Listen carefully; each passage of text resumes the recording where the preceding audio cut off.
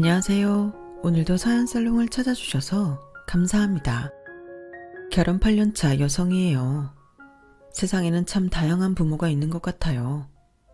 어릴 때부터 언니랑 차별을 받았던 저는 저희 부모님이 최악의 부모라고 생각했었는데요.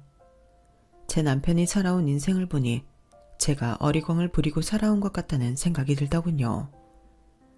저는 갓 20이 되던 해 결혼을 했어요. 남편과는 고등학교 동창인데 고1 때부터 사귀기 시작했으니까 거의 인생의 절반을 함께 해온 셈이에요. 제가 결혼을 한다고 했을 때 저희 친정에서는 반대가 심했어요. 나이가 어렸던 것도 이유였지만 그보다는 당시 남편네 집안 상황이 걸림돌이 되었어요. 저희 시어머니는 제 남편이 3살이 되던 무렵 세상을 떠나셨어요. 원래 몸이 약한 편이기도 하셨고 임신 중독으로 상태가 더 악화되어 그렇게 되셨죠. 홀아버지 밑에서 어릴 때부터 집안 살림을 하면서 학교를 다녔던 남편은 어려운 처지에도 늘 밝은 모습이었어요. 그래서 남편의 집안 사정을 모르는 사람은 제 남편이 유복한 가정에서 부모 사랑 듬뿍 받고 자란 막내 아들일 거라고 생각할 정도였죠. 저도 처음엔 그런 줄 알았어요. 그런데 알고 보니 이미지와는 완전 상반된 인생을 살아왔더라고요. 초등학생 때부터 바쁜 아빠를 대신해 밥도 하고 빨래도 하고 집안 청소까지 하며 살았더라고요. 제가 남편과 가까워진 건 고등학교에 들어가고 몇 주 안 됐을 무렵이었어요. 어릴 때부터 언니랑 비교를 많이 당하고 살았던 저는 집에서 미운 오리 새끼 취급을 받고 있었는데 그 무렵에 그 정도가 너무 심해서 하루가 멀다 하고 엄마랑 다투곤 했었죠. 싸움의 시작은 교복 때문이었어요. 고등학교에 입학할 당시 주변 친구들은 다들 새 교복을 맞춰 입고 등교를 했는데 저는 언니 교복을 물려 입어야 했거든요. 문제는 저희 언니랑 제가 연년생이라는 거예요. 언니는 학년이 올라간다고 새 교복을 맞춰주면서 정작 입학을 하는 저한테는 언니가 입던 걸 입으라고 하니 화가 날 수밖에 없었죠. 동생이 언니 교복 물려 입는 게 뭐가 잘못됐다는 거야? 옷에 구멍이 나기랬니? 색일 바르기랬니? 멀쩡한 교복인데 뭐가 문제야? 그렇게 멀쩡하면 언니 보고 입으라 그래. 나한테 이러지 말고. 엄마가 나랑 언니 차별하는 건 알겠는데 그래도 이건 아니지. 어떻게 입학하는 딸한테 헝 교복을 입으라면서. 큰딸한텐 학년 바뀌었다고 새 교복을 입혀? 누가 봐도 이상하잖아. 이상하긴 뭐가 이상해. 나도 어릴 때 언니들 교복 물려입고 자랐지만 한 번도 그걸로 투정 부린 적 없어. 기집애가 공부도 못하는 게 승질만 들어와서는 도대체 이건 누굴 닮아 일어나 몰라. 엄마는 끝까지 제 탓만 했어요. 언니는 어땠냐고요? 늘 그렇듯 마치 자기가 공주라도 되는 양 시끄러운 일에 관여하기 싫다는 표정으로 방에 들어가 방문을 걸어 잠그더군요. 퇴근에 집에 돌아온 아빠 역시 집안이 왜 이리 시끄럽냐고 타박만 하시곤 안방으로 들어가 버리셨죠. 결국 내 편을 들어줄 사람은 집안에 아무도 없었어요. 그렇게 입학식 날짜는 다가오고 수중에 돈이 없던 저는 그저 속만 타들어갔죠. 친구들은 새엄마도 아니고 친엄마인데 설마 딸한테 헌 교복 입혀서 입학식에 가게 하겠냐며 기다려보라고 했지만 기적은 일어나지 않았어요. 결국 입학식 날까지도 엄마는 새 교복을 사주지 않아서 결국 저는 언니가 입던 교복을 입고 학교에 등교해야만 했죠. 안 그래도 기분이 안 좋은 판에 첫 수업에 들어온 영어 선생님은 기다렸다는 듯 제 신경을 긁어댔어요. 너 희정이 동생이라며? 네 언니는 얼굴도 예쁘고 공부도 잘하는데 넌 어떤지 모르겠네? 학기 초라 네 성적은 어떤지 모르겠다만 얼굴은 네 언니가 낫다 얘. 웃자고 한 소리였지만 어릴 때부터 늘 언니랑 비교당하며 자랐던 저한테는 가슴에 비수를 꼽는 것과 같았어요. 안 그래도 교복 때문에 기분도 안 좋은데 그런 소리까지 들으니 울컥하더라고요. 그래서 그대로 울음을 터뜨렸죠. 어머머? 얘 내가 뭘 했다고 우니? 누가 보면 내가 너 때린 줄 알겠다. 당황한 영어 선생님은 서둘러 수업을 시작했고 수업 내내 저는 벌게진 눈으로 수업을 들어야 했어요. 그렇게 영어 수업이 끝나고 책상에 엎드려 있는데 책상 위에 초코우유가 놓이더라고요. 고개를 들어봤더니 화사하게 생긴 남자애가 저를 내려다보며 그러더라고요. 기분 꿀꿀할 땐 단 거 먹으면 좀 나아지더라. 안녕? 난 이수호야. 그 남학생이 바로 지금의 제 남편이에요. 그렇게 안면을 트게 된 남편과 저는 이후 급식도 같이 먹는 절친이 되었어요. 집에서는 누구 하나 내 편을 들어주는 사람이 없었지만 적어도 남편만큼은 늘 제 편이 되어주었어요. 그게 얼마나 위안이 되었는지 몰라요. 그렇게 껌딱지처럼 붙어 다니던 우리는 기쁜 순간도 슬픈 순간도 함께 했어요. 고등학교 2학년 기말고사를 앞둔 어느 날이었는데 평소에 지각 한 번 없던 남편이 결석을 한 거예요. 전화도 받지 않고 말이죠. 그래서 방과 후에 남편네 집에 찾아갔더니 주인집 아주머니가 그러시더라고요. 수호 아버지가 어제 돌아가셨잖아. 수호 지금 장례식장에 있을 거야. 친척도 하나 없다던데 어린 게 혼자 어떻게 장례를 치르려는지. 그 말에 정신없이 장례식장으로 달려갔어요. 조문객도 몇 명 없는 장례식장에서 남편 혼자 아버지 영정을 지키고 있더라고요. 늘 웃는 얼굴이던 남편은 마치 주일 잃은 강아지처럼 겁에 질려 있었어요. 그러다 저를 발견하고는 그제야 참았던 눈물을 흘리더라고요. 그런 남편을 꼭 안아주면서 결심했어요. 앞으로는 내가 수호를 지켜줘야겠다고요. 내가 수호의 가족이 되겠다고 말이죠. 그래서 저는 장례를 치르는 내내 남편 곁을 지켰어요. 그 바람에 부모님한테 엄청 혼났지만 그런 건 상관없었어요. 부모님한테 혼나는 것보다 나한테 소중한 사람을 외롭게 혼자 두는 게 제게는 더 큰 문제였으니까요. 20살밖에 안 된 나이에 결혼을 감행한 것도 세상에 홀로 남겨진 남편의 가족이 되기 위해서였어요. 서로에 대한 믿음도 있었고 잘 살 수 있다는 확신도 있었어요. 부자가 될 자신은 없었지만요. 그래서 부모님 반대에도 불구하고 고등학교를 졸업한 뒤 결혼식 없이 바로 혼인신고를 했어요. 물론 저희 집에서는 난리가 났죠. 내가 저는 저럴 줄 알았어. 머리엔 똥밖에 안 든 년이 벌써부터 발랑 까져서는 지멋대로 혼인신고를 해? 집안 망신을 시켜도 유분수지. 이제 돈내 창피해서 어떻게 고개를 들고 다니냐고.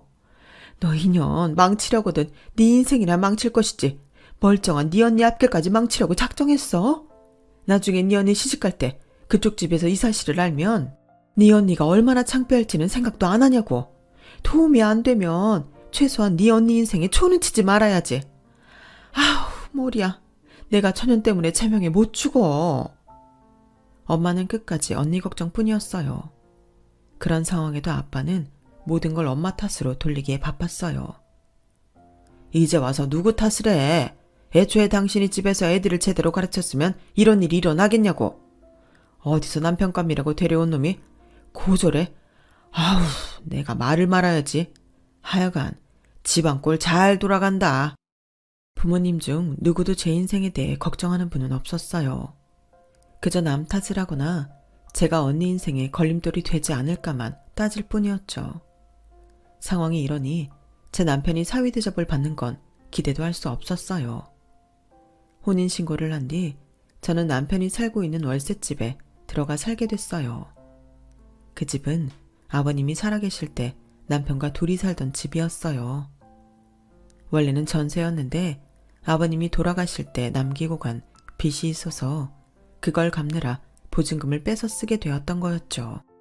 하루아침에 하나뿐인 아빠마저 잃고 집도 없이 떠돌게 된 남편이 안쓰러워 주인 아주머니가 편의를 봐주셔서 시세보다 저렴하게 살고 있었어요.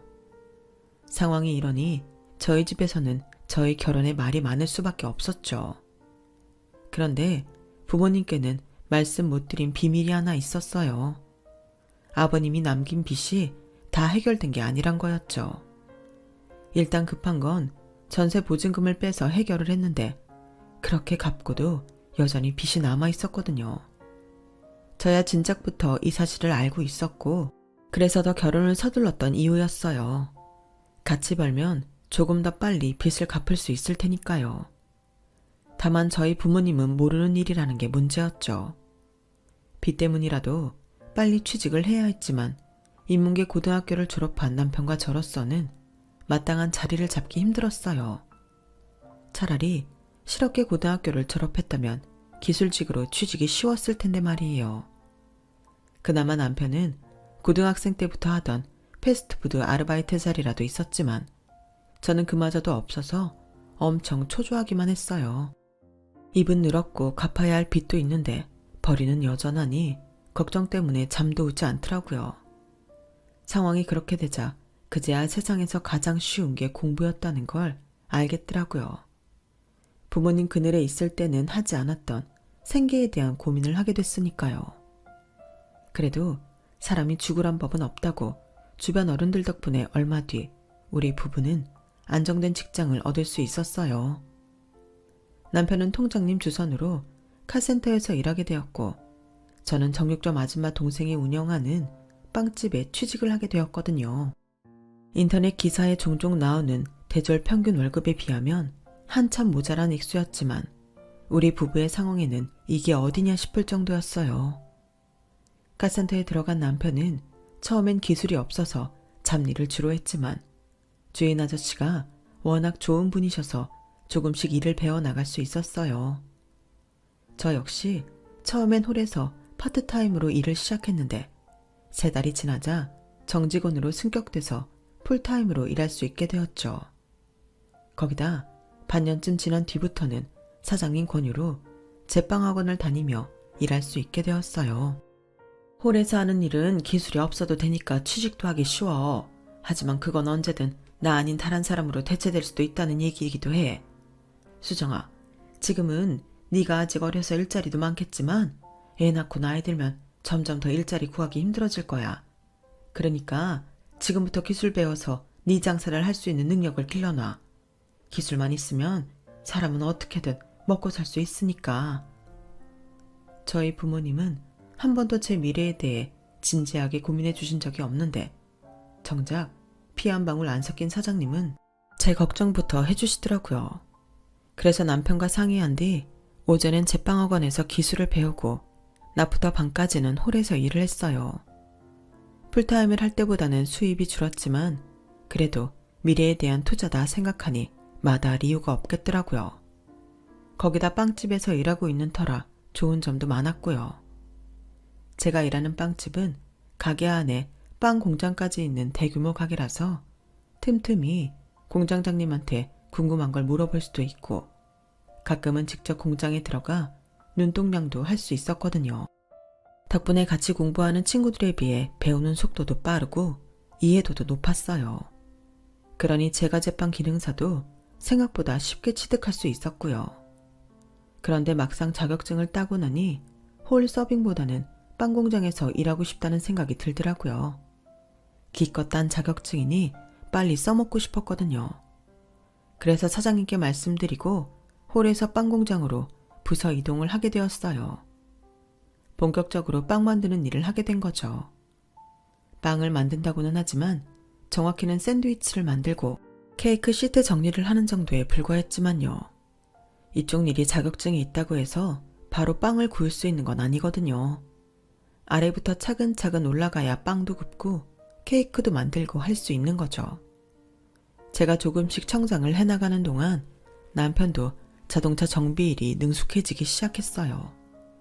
당연히 월급도 오르게 되었고요.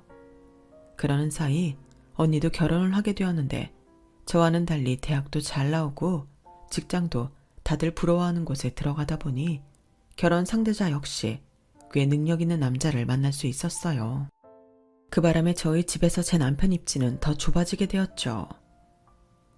우리 큰사위는 어쩜 선물 고르는 센스도 이렇게 좋을까? 사온 것마다 마음에 안 드는 게 없어. 이래서 여자는 남자를 잘 만나야 한다는 거야. 같은 사위인데도 우리 집 둘째 사위는 평생 가야 제대로 된 선물 하나 하는 적이 없지.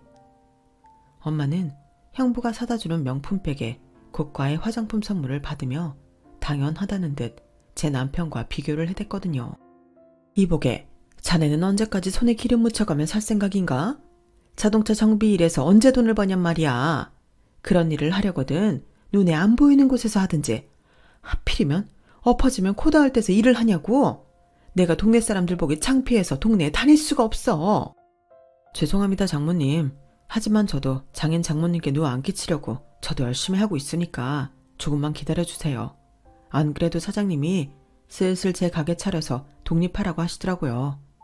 독립해서 자리만 잡으면 그땐 장모님 여행도 보내드리고 그동안 못해드린 효도도 많이 할게요. 하이고 어느 세월에 자네 성공 기다리다가 내가 먼저 저 세상 가겠네. 엄마 그만 좀 해. 이가 엄마한테 뭘 그렇게 잘못했다고 볼 때마다 사람을 잡아. 그리고 매번 형부랑 비교하면서 구박만 하는데 그러는 엄마는 내 남편한테 해준 게 뭐 있어. 형부는 집 올 때마다 갈비찜이며 삼계탕이며 상다리 부러지게 차려주면서 내 남편한테는 밥이나 제대로 차려준 적 있어? 엄마가 형부한테 하는 거 밥만이라도 해주고 그런 소리를 하면 나도 뭐라고 안 해. 근데 아니잖아. 왜 해주는 것도 없으면서 매번 사람만 잡느냐고. 친정에 올 때마다 엄마의 큰 사위 사랑에 기가 죽는 남편을 보니 저도 화가 나서 엄마랑 다투기 일쑤였어요. 네 형부랑 네 남편이 같아? 학벌이 있기래 집안이 번듯하기래 이쁜 구석이 있어야 나도 사위 대접을 하지. 아 그러셔? 알았어. 그럼 앞으로도 엄마는 그 잘난 큰 사위 끼고 천년만년 잘 사셔. 나도 내 남편 홀대하는 이런 집엔 다시는 안 올 테니까. 처음부터 친정에게 달갑지 않았지만 남편이 하도 닥달하는 통에 왔던 건데 결국 그날도 엄마랑 한바탕 싸우고는 그대로 집으로 돌아가고 말았어요. 그럴 때마다 남편은 제게 미안해했죠. 수정아, 난 괜찮아. 어머님이 말은 그렇게 하셔도 은근히 날 많이 챙겨주셔. 우리 카센터에 지인분들도 많이 소개해주시고 집에 무슨 일 생기면 형님이 아니라 나부터 찾아주신다고. 그게 무슨 뜻이겠어. 맞사이보다는 내가 더 편하셔서 그런 거 아니겠어? 그래서 난 더 좋아. 그러니까 장모님한테 너무 서운해하지 마. 이 바보야. 그게 뭐가 좋아? 우리 엄마는 네가 만만하니까 부려먹는 것뿐이라고. 너도 화나잖아. 근데 왜 매번 참기만 하는 건데? 네가 이러면 우리 엄마는 앞으로도 안 달라질 거라고. 남편한테 투정을 부리기는 했지만 제가 왜 이 사람 속을 모르겠어요. 때려서 안 아픈 사람 없고 욕먹어서 기분 안 나쁜 사람 없는 건데요. 차라리 고약한 시어머니라도 살아만 계셨더라면 이럴 때 남편의 편이 되어주셨을 텐데 하는 생각이 들었어요. 그런데 제 바람이 이루어지기라도 한 것처럼 생각지도 못한 일이 벌어진 거예요. 죽은 줄 알았던 시어머니가 정말 눈앞에 나타나신 거죠. 그날도 아침 일찍부터 출근해 하루 종일 빵구녕에서 씨름하다 퇴근을 했는데 집 앞에 웬 아주머니가 서성대고 있더라고요. 그러다 제가 현관문 앞에서 번호키를 누르자 다가와서는 그러는 거예요. 아가씨가 이 집 살아요? 그럼 여기 살던 사람들은 이사 갔나요? 제가 여기는 30년 가까이 남편과 시아버지가 살던 집이라고 말을 했더니 아주머니가 놀란 표정으로 머뭇거리더라고요. 그리고는 입을 열었는데 네? 아주머니가 우리 그 어머님이라고요? 그럴 리가 없는데요. 시어머니는 제 남편이 3달 되던 해 돌아가셨다고 들었어요. 25년 전에 돌아가신 분이 어떻게 살아 돌아와요? 수호 아빠가 그랬대요? 내가 죽었다고? 하긴 그 사람한테 나는 이미 죽은 사람이나 진배 없겠네요. 그래도 그렇지 어쩜 멀쩡히 살아있는 사람을 죽일 수가 있는 건지? 아니 그럼 우리 수호도 내가 죽은 줄 알고 있겠네요? 아주머니는 당황한 표정으로 되물었어요. 하지만 제가 대답해드릴 문제는 아닌 것 같아서 일단 남편을 불렀어요. 제 전화를 받은 남편은 불이 나게 집으로 달려왔죠. 아주머니는 제 남편을 보자마자 덥석 끌어안으며 눈물을 흘리셨어요. 남편은 어리둥절한 표정이긴 했지만 아주머니를 밀어내지는 않더라고요. 그리고는 울먹이는 목소리로 엄마 라고 부르지 뭐예요. 알고 보니 남편도 어렴풋이 자기 엄마가 죽지 않았다는 걸 알고 있던 모양이었어요. 저도 생각해보니 지금껏 단 한 번도 시어머니를 모신 납골당이나 묘에 가본 적이 없었더라고요. 아빠가 엄마 얘기는 통 안 하셨어요. 그저 제가 3살 때 돌아가셨다는 말밖에는요. 그런데 아빠 사망 신고를 하려고 갔다가 서류상으로 엄마가 생존해 계시다는 걸 알았어요. 다시 만나게 될 줄은 몰랐지만요.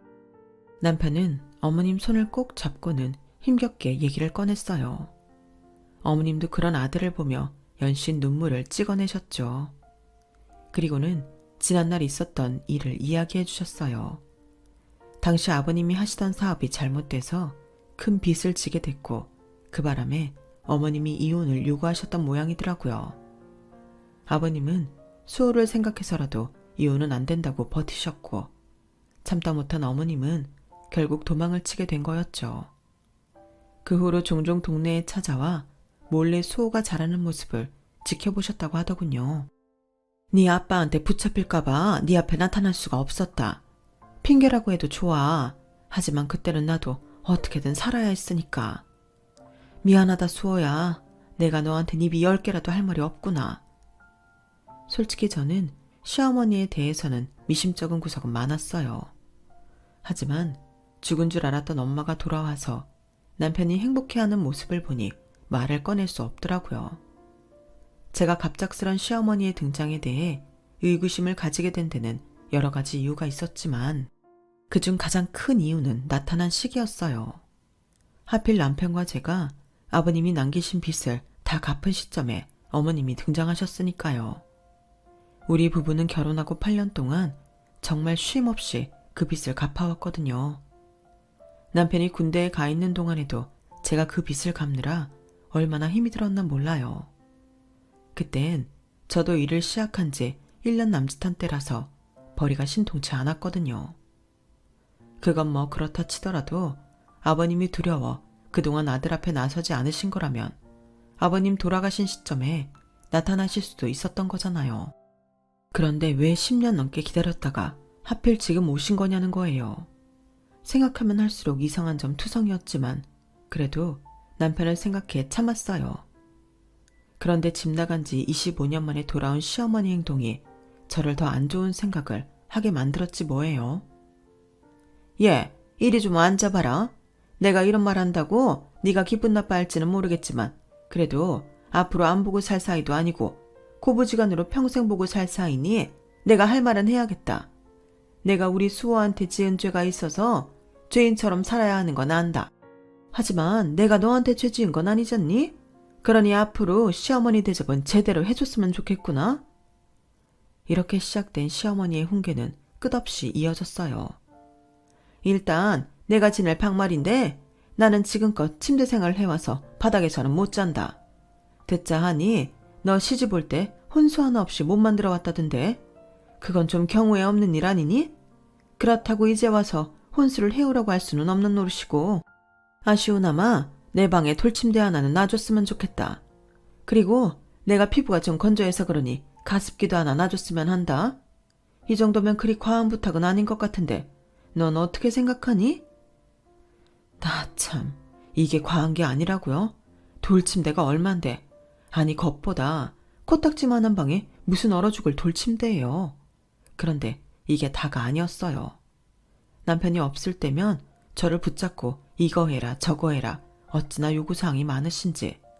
이래서 사람들이 고부간의 갈등을 겪는구나 싶더라고요. 남편은 오랜만에 만난 엄마라 그런지 어머님의 터무니없는 요구를 그냥 들어드리라고 하더라고요. 그러니 어쩌겠어요. 남편을 위해서라도 해드리는 수밖에요. 그렇게 시어머니를 모시고 산 지 반년쯤 되었을까요? 저희도 이제는 빚도 다 갚았겠다. 전셋집으로 이사를 해야겠다 싶어서 집을 알아보고 있었는데 어머님이 그러시는 거예요. 애초에 저희가 살던 집은 아버님과 어머님이 결혼할 때 돈을 합해 얻은 집이니 그 지분을 받고 싶다고요.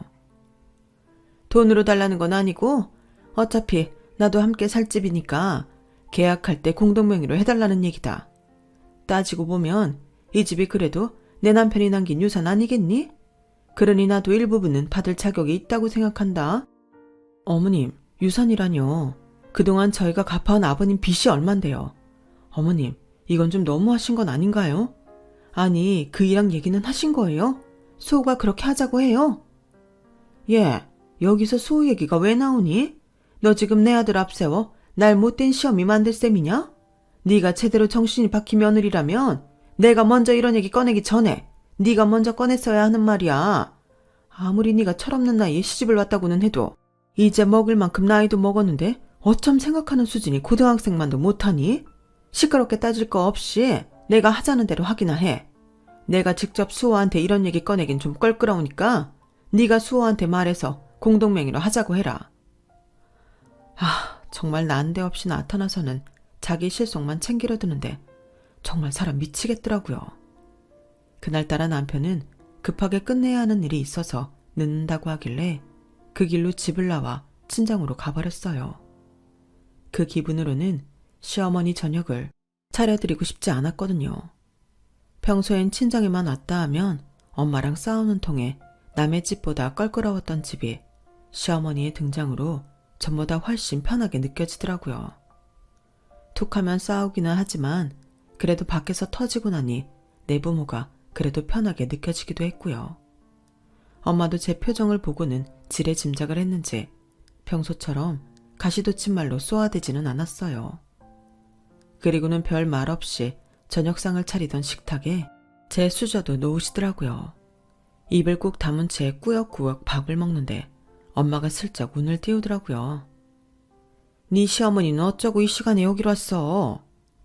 몰라. 그 인간이 밥을 먹든 말든 내가 무슨 상관이야. 그러자 엄마는 낚싯줄을 슬슬 잡아당기듯 궁금했던 질문을 쏟아냈어요. 집 나간 지 25년이나 됐다더니 설마 니들 집에 얹혀 살 생각은 아니겠지? 남편이랑 자식 버리고 나간 사람이 이제 와서 시어머니 노릇하고 살 생각하면 안 되지.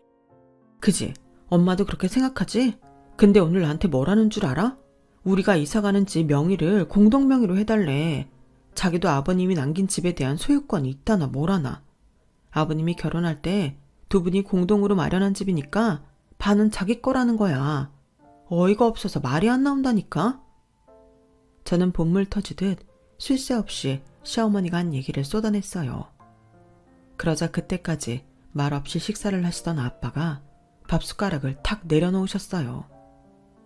그 여자가 그러든 그 집 구할 때 자기 돈도 들어갔다고? 이제와 남편 유산 챙기겠대? 이런 미친년이 다 있나? 제가 그렇다고 대답하자 아빠는 얼굴이 굳어져서는 안방에 들어가 뭔가를 챙겨 나오셨어요.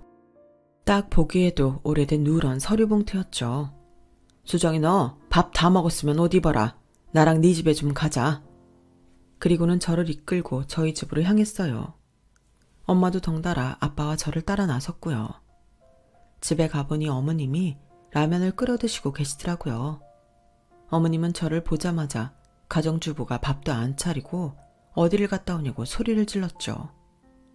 그러다 뒤이어 집 안으로 들어서는 저희 아빠를 보시고는 얼굴이 사색이 되었어요. 상철 씨가 여긴 어떻게? 왜요? 내가 못 올 때 왔습니까? 내가 내 딸 집에 좀 왔는데 문제 있어요? 그러자 시어머니는 저랑 저희 아빠를 번갈아 보고는 믿을 수 없다는 듯 말했어요. 수정이가 상철 씨 딸이었어요? 그리고는 누나를 굴리며 전전긍긍하더라고요. 분명 두 사람 사이에 무슨 사연이 있는 것 같았어요. 그래서 엄마와 저는 아빠와 시어머니를 흥미진진하게 바라보았죠. 먼저 침묵을 깬 건 저희 아빠였어요. 수정이한테 듣자하니 재수 씨가 이 집에 대한 소유권을 주장했다는데 그 말이 맞습니까? 표정을 보니 맞는 모양이구만요. 재수 씨, 내가 이런 말까지는 안 하려고 했는데 당신 참 몹쓸 인간이네요. 명수 사업망에서 죽는 날까지 빚더미에서 허우적대다 간 게 누구 때문입니까? 재수 씨가 명수 동업자랑 눈 맞아서 돈 들고 튀어서 그런 거잖아요. 그래놓고 이제와 시애미 노릇을 하려고 들어요? 자식 앞에 부끄럽지도 않냐고요. 내가 수호 생각해서 그동안 입 꾹 다물고 살았는데 재수 씨 이러는 거 아닙니다. 사람이라면 남편 인생 말아먹은 것도 모자라 불쌍한 자식 인생까지 망치는 짓 하면 안 되는 거라고요. 그쪽이 남편 유산 운운하며 이 집에 대한 소유권 주장한다길래 나도 이참에 묵은 빚 좀 받으러 왔습니다. 명수 결혼할 때 나한테 돈 빌린 거 기억하죠?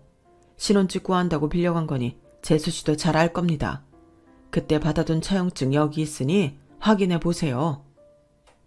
아빠가 건넨 서류 봉투에는 오래전 작성한 차용증이 들어있었어요.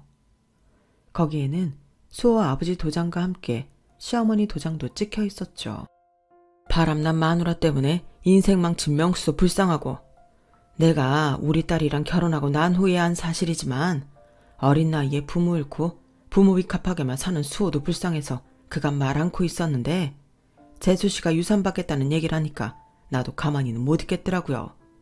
그래서 이참에 재수씨한테 이비 다 받아내야겠습니다. 그러자 시어머니가 표독스럽게 인상을 쓰며 그러는 거예요. 그 빚을 왜 내가 갚아요? 유산은 아들이 받았는데 내가 왜요? 돈 받고 싶으면 수호한테 받으세요. 난 모르는 일입니다. 그때였어요. 엄마, 언제 왔는지 남편이 현관에 서서 떨리는 목소리로 말했어요. 정말 엄마가 우릴 떠난 이유가 남자 때문이었어요? 아빠가 빚더미에 앉은 게 엄마 때문이었냐고요? 그래놓고 이제 와서 아빠 유산을 챙기겠다고요? 아빠도 내 인생도 이렇게 망가뜨려 놓고 미안한 마음도 없이 돈만 챙길 생각이냐고요? 아빠는 죽는 순간까지 엄마에 대해 나쁜 말 한 적 단 한 번도 없었어요. 적어도 자식한테만큼은 좋은 엄마로 남겨주고 싶으셨을 테니까요. 그런데 엄마는 그런 사랑 받을 자격도 없는 사람이었네요. 아빠가 불쌍해요. 엄마 같은 사람 때문에 고생만 하다 간 아빠가 불쌍하다고요. 차라리 오지 말지 그랬어요. 그랬으면 지금처럼 엄마를 미워하게는 안 됐을 텐데. 남편은 주저앉아 울음을 터뜨렸어요. 그런데도 시어머니는 독을 쓰고 씩씩거리기만 했죠. 마치 자신의 본 모습이 들킨 게 억울하다는 듯이요. 뭐 이렇게 된 거 어쩔 수 없구나. 이제부터라도 지난 일 다 털고 네 엄마로 제대로 살아보려고 했는데 상황이 이렇게 됐으니 별 수 있겠니? 다시 남남으로 지낸 수밖에. 수어 너도 내 얼굴 보고 살기 싫을 테니까 내가 나가마. 시어머니가 방에 들어가 서둘러 짐가방을 챙겨놓았어요. 그러자 저희 아빠가 그 앞을 가로막았죠. 가긴 어디를 간다는 겁니까? 아직 계산이 안 끝났잖아요. 이 차용증에 분명히 재수씨 도장 찍혀있죠. 그러니 빚 갚으세요. 이건 수호 앞으로 된 빚도 아니고 당사자가 이렇게 살아있으니 온전한 재수씨 빚입니다. 그간 밀린 이자까지 합해서 10원짜리 동전 하나 빠짐없이 다 받을 테니까 10년이 걸리든 50년이 걸리든 다 갚으라고요. 그제야 자신이 벗어날 길이 없다는 걸 알게 된 시어머니는 세상 불쌍한 척을 해가며 싹싹 빌었어요. 하지만 아빠는 절대 속아주지 않았죠. 결국 아빠는 시어머니를 데리고 근처 파출소로 향했고 얼마 뒤 소송을 통해 시어머니한테 밀린 빚을 받아냈어요. 전부는 아니고 일부분이었지만 앞으로도 매달 일정 금액을 받기로 했죠. 그렇게 받은 돈은 저희가 전셋집 구하는데 보태주셨어요. 어차피 처음부터 받을 생각이 없었던 돈이라면서요. 이번 일을 겪으면서 많은 변화도 있었어요. 무엇보다 저희 엄마가 많이 변하셨죠. 그날 제 남편이 시어머니 때문에 주저앉아 우는 모습을 본 엄마가 많은 심경의 변화를 일으키셨거든요. 자식 키우는 부모로서 제 남편이 너무 불쌍하고 괜히 미안해졌다나요? 그래서 지금은 저희 형부보다 제 남편을 더 챙기신답니다. 결혼할 때 남편에 대해 모르고 반대한 아빠도 미안함과 남편의 삶에 대한 안타까움에 그동안 아무 말 못했는데 이제 남편을 대놓고 챙기시고요. 아무나 안 준다는 삼계탕 다리도 제 남편 손에 쥐어주실 정도로요. 비록 남편은 친모는 잃었지만 그래도 장인과 장모를 얻을 수 있어서 자기는 행복하다고 하더군요. 하지만 그 속이 오죽하겠어요. 그래서 앞으로는 제가 더 남편을 아끼고 보듬어 주려고 합니다. 아, 뱃속에 있는 우리 아기와 함께요. 미우나 고우나 가족밖에 없는 것 같다는 생각을 하게 됩니다. 지금까지 제 사연을 들어주셔서 감사합니다. 소중한 가족들과 건강하게 행복하세요. 여러분, 사연 댓글에 응원과 현명한 조언 부탁드려요. 좋아요와 구독은 저에게 큰 힘이 됩니다. 오늘도 좋은 일 가득하세요.